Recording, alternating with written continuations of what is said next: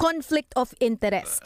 Iyan ang isa pang dapat imbestigahan ng gobyerno ayon kay Senate Committee on Social Justice, Welfare and Rural Development Chairman Erwin Tulfo nang malaman na ang asawa ng isang COA commissioner ay isang kontratista na nakasungkit ng mga proyekto sa gobyerno. Kabilang na dito ang 2 flood control project sa Bulacan na nagkakahalaga ng halos 200 million pesos. Base sa mga dokumento mula sa DPWH at sa datos mula sa sumbong sa Pangulo website, ang Olympus Mining and Builders Group Philippines ang gumawa sa 2 flood control structures sa San Miguel River na napondohan noong 2023. Bahagi ito ng mga proyektong muling iimbestigahan ng COA matapos maglunsad ang ahensya ng fraud audit sa bisa ng isang memorandum na inilabas noong August 12.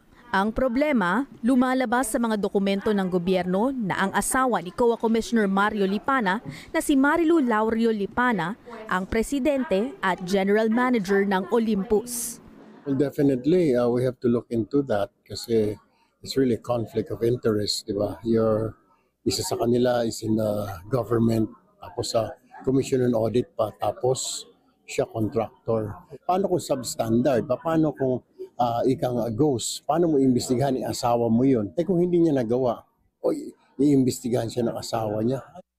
Sa ilalim ng 1987 Constitution, pinagbabawalan ang lahat ng miyembro ng isang constitutional commission na makinabang, direkta man o hindi, mula sa kahit anong kontrata o prangkisa mula sa gobyerno.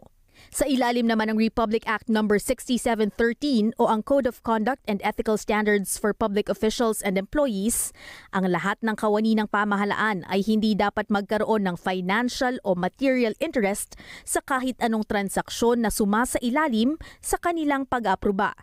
Bukod sa mga flood control project, nakakuha rin ng iba pang kontrata sa gobyerno ang asawa ni Commissioner Lipana.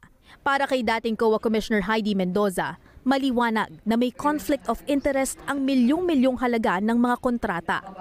Kung COA ka tapos ikaw yung contractor, syempre, pagharap ng auditor, mahihiya yan eh. Chances are, hindi siya magsasalita. So please lang naman, Diyos ko. Igalang naman natin yung institusyon. House of Representatives. Dagdag ng political analyst na si Arjan Aguirre, isa itong red flag kahit na hindi bahagi ng kumpanyang nangongontrata ang mismong opisyal ng COA.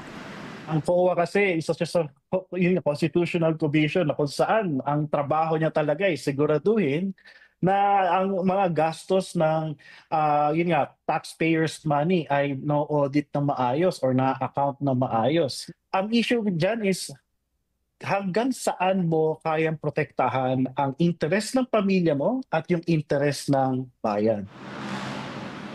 Ilang ulit sinubukan ng ABS-CBN News na kunin ang pahayag ni Lipana at ng COA.